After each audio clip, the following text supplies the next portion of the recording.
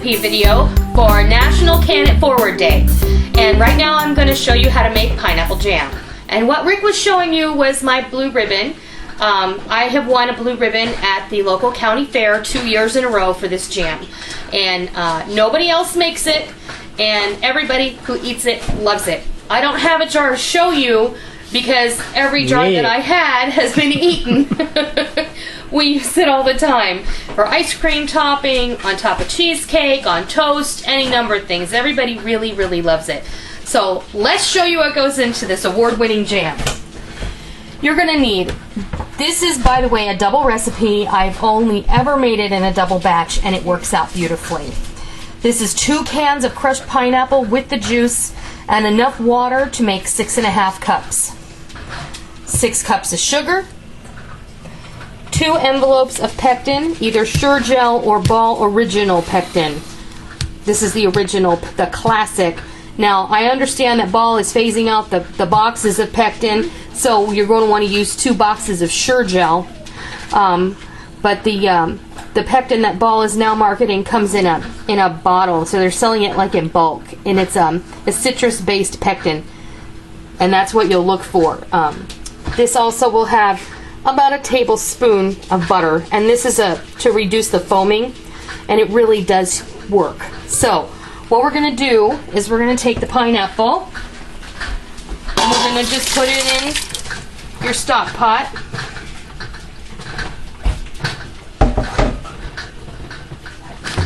We're going to take our pectin, sprinkle it over like you were putting sugar on your bowl of cereal this morning. Both envelopes.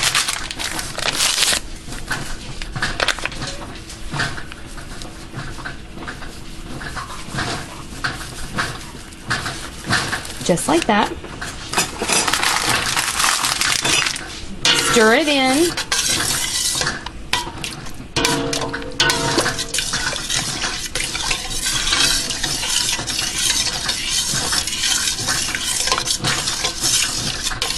Bring this, it does. Bring this to a boil. And when it comes to a boil, we'll be right back. Okay, we're back. This is starting to come to a full rolling boil, and this is important. You want it to come to a full rolling boil. That means a boil that cannot be stirred down. So we're almost there. And there was something I wanted to mention to them, and now I can't remember what it was. Oh, this is what it is. Now, I know that some of you very acute watchers will know that in the past I have uploaded a pineapple jam video in several parts, and that is at the very, very beginning of my YouTube experience. One of the very first videos I uploaded was for pineapple jam, and it was in 4 parts, and I had a very horrible camera, and the video quality is awful. And I really I've been wanting to revisit this jam for quite some time. So that is why I'm redoing it. Plus I have a lot of viewers now, and I really wanted to share that. Because sometimes, you know, nobody really goes back. Some people go back and watch, but that video quality is so poor that I couldn't bear it. So what She didn't have a good cameraman either. I didn't. Molly actually did that video, and it was fine, but the camera was awful. So I'm probably going to remove those videos in lieu of this one. I'm probably going to make those private so that people can be directed to this one. And you can see this is starting to boil, but it's not a full rolling boil yet. So we're going to let it just take a second here, and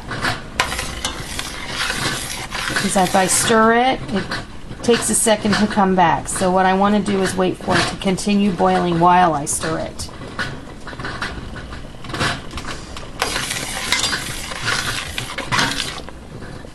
Like that. See how the boil's not being stirred away? Well, there it was, but You're getting too close. I steam it. Oh, you're getting too close. Don't steam up the camera. Remember what I said about the little brown flecks? You are going to find those occasionally. That is just part of the outer part of the pineapple, you know. And as you cook this, you're going to find them. You can just remove them and put them in the sink, or you can have a little trash bowl next to you and you can put them in there. One thing I will say is you get less of that if you use the brand name pineapple. This is a Dole pineapple.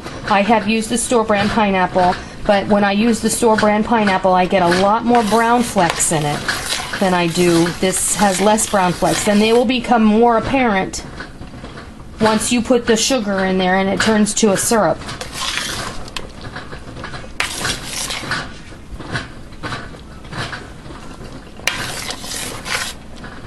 See, it's still boiling after I stir it.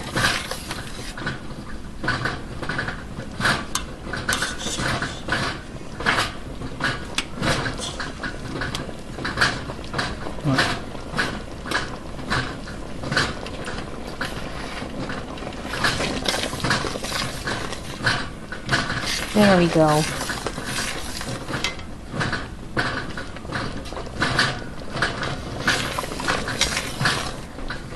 That's how we want it. I'm going to get the sugar. And we're going to add the sugar. Just dump it on in there. Stir it in. And now we have to wait because the sugar is going to bring down the temperature of the contents of this pot. We need to bring this back to a full rolling boil, and at which point we need to boil it for exactly 1 minute to activate the pectin. At which point it will be ready to ladle into hot jars, which I have awaiting us in the canner. At this point, you'll see. The one thing I will tell you is the big difference between the store brand crushed pineapple and the main brand crushed pineapple. You get a lot less brown flecks from the outer portions of pineapple, and your chunks, your crushed chunks, are much larger. The chunks in the store brand pineapple are a lot finer, and I should show you an example. I should make a batch with the store brand just to show you and prove my point. But I don't know hold you to it. I am not endorsing any particular brand of crushed pineapple. I'm just saying that this is through experience that I have noticed. You get what you pay for, basically. And if you're making jam, you want the best quality you can get. So I'm going to wait for this to come to a full rolling boil. I'm going to boil it for 1 minute, and we'll be back when it's time to ladle this into jars. Okay, we brought our jam to a rolling boil, and we boiled it for 1 minute. And I've removed my hot jars from the water bath canner. And we're going to ladle our jam into our jars. And we're going to leave about 1/4 inch of head space. That's pretty standard with your jams and jellies. First thing we have to do is wipe our rims with our damp paper towel.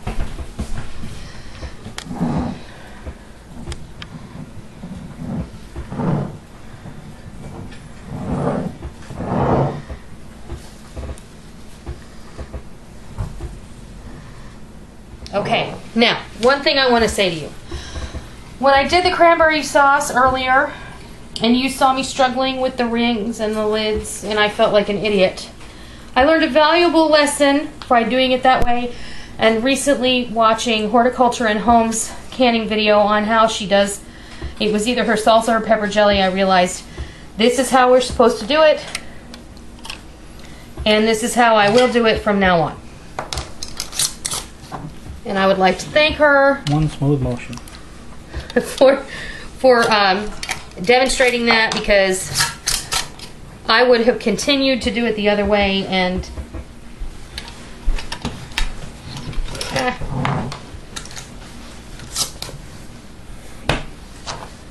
Do you know how tight to make them? you make them finger tight. Well, see, there I lost one.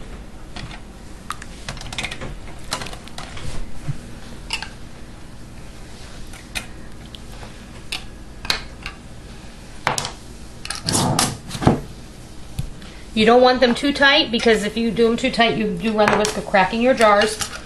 So just when you feel resistance, that's when you need to stop. All right, so I'm going to carry these over here. I'm going to leave these jars right here. And carry these over to the canner. And don't forget my nifty jar lifter.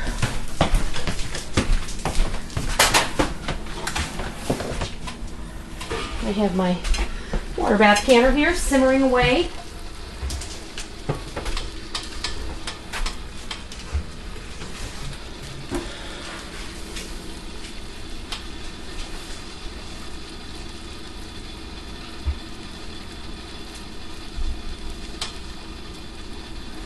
right, and these are going to process for 5 minutes after it comes to a boil. Look how pretty it is. It's such a pretty color.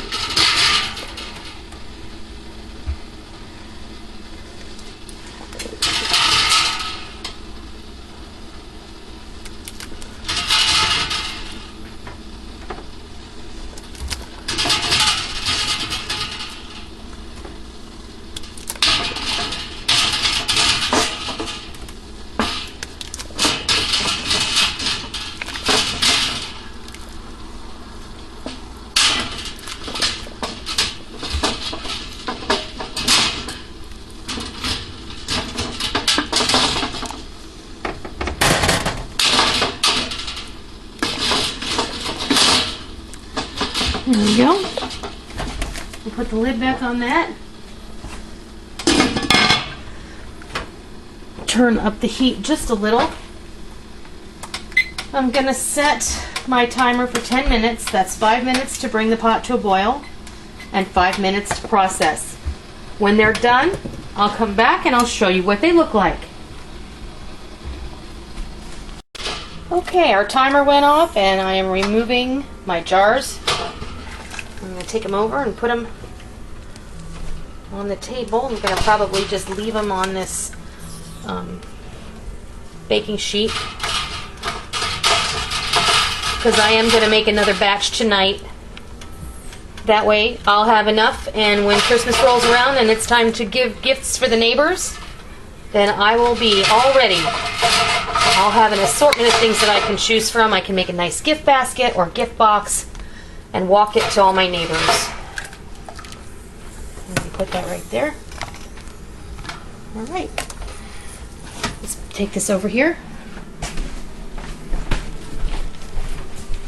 There's our cranberry sauce from earlier today. And we have 9 beautiful half pints of pineapple jam.